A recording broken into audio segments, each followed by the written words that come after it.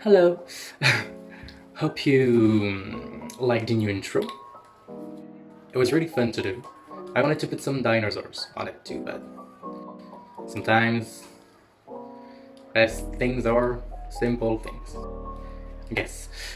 I tweeted about the third story, the last story that I'm about to tell you the other day, and I thought it would be interesting to go further into details on that specific story because it's a weird story, and that it would also be a good opportunity to talk about other stories of that kind that I've had, and that it could be fun. So, that's it.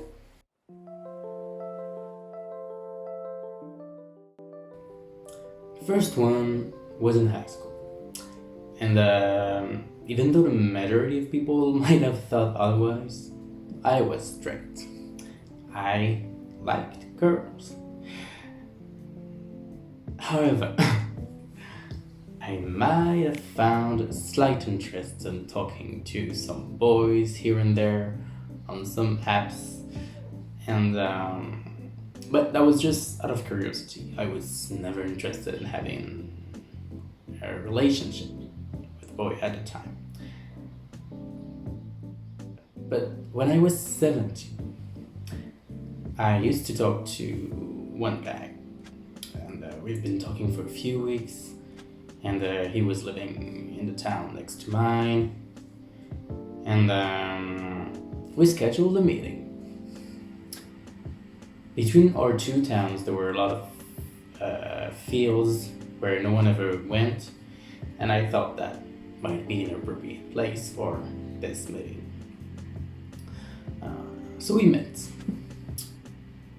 We talked, we conversed, and at some point during the meeting, he tried to kiss me.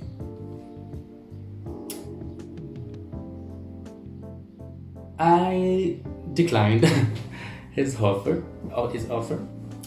and I just did not want to kiss him. Things were supposed to happen, though. Kind of talked about it, and we both, before eventually meeting each other, wanted things to happen.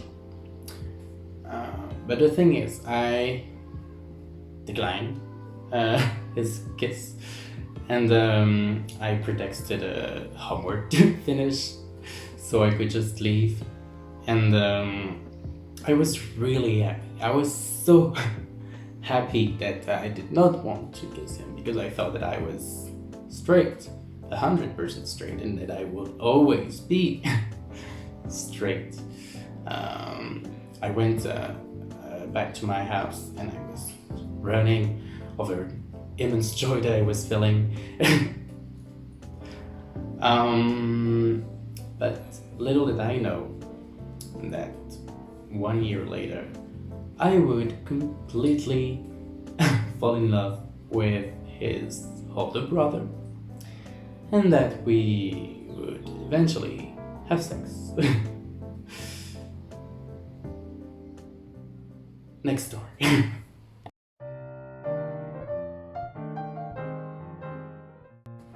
A few months after the declined kiss offer, I went to New York alone. I was 18, and I saved some money to go there because I really wanted to, but I didn't have a lot of money, so I booked the cheapest flight, the cheapest hostel, which was still $30 a night. And I always go to the cheapest hostel in every town that I go, but and some of them were $4 or $5 a night. But I've never been to a more disgusting place in my life. There were no real beds.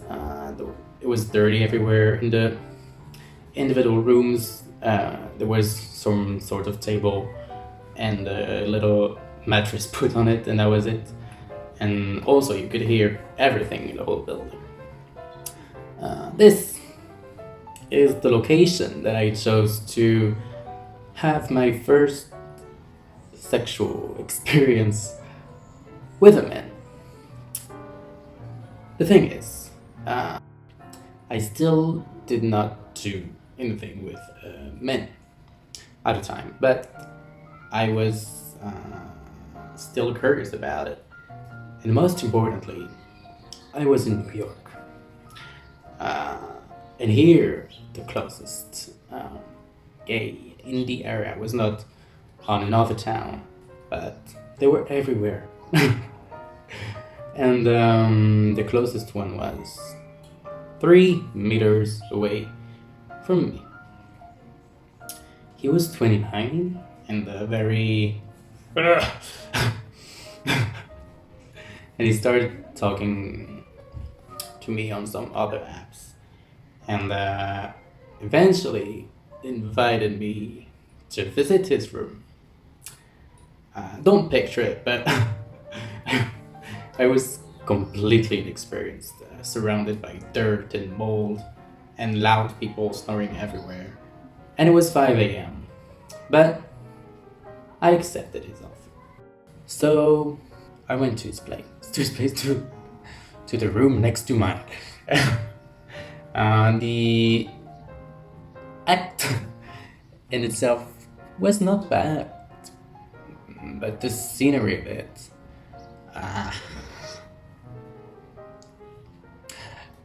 I mean, I never expected that I would, first of all, do this with a man. Second of all, do this in New York and in this scenery. But honestly, fun. It was fun. I've never been to New York again, but it was fun. The last one happened in Jakarta, Indonesia. Why? I don't know what I was doing there, but yeah, there's not much to do in Jakarta. So I very surprisingly ended up talking to some men. And one of them, a 35 years old, very intriguing individual, wanted to see me. I was bored, so I agreed to the proposal and I went to see him. He told me to wait for him at the lobby of a hotel restaurant in a very nice part of the town, and so I did.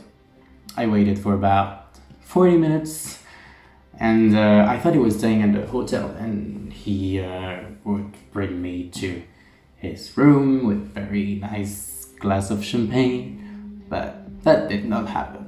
Not that I expect champagne every time, but the place was very luxurious, so I wouldn't have minded a little champagne.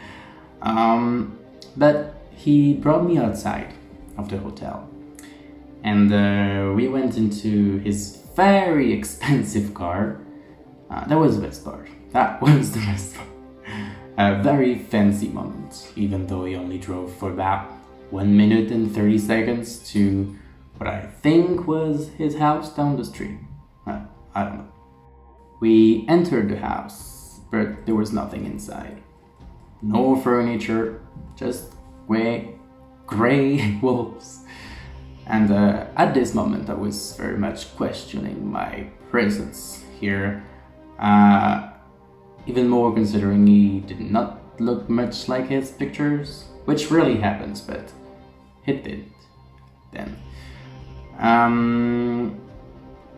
He brought me to a room where there was furniture, but it really looked like there was a dentist office.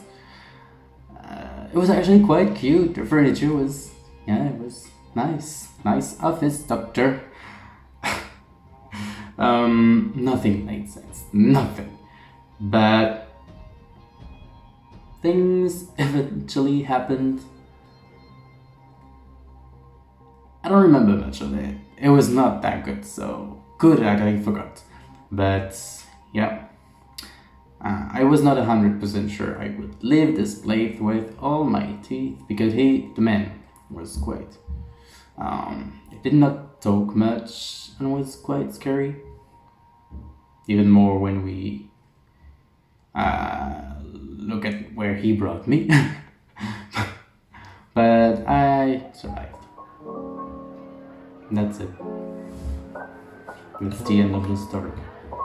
If you enjoyed this video, you can like and subscribe, and a big thank you for watching. See you next time.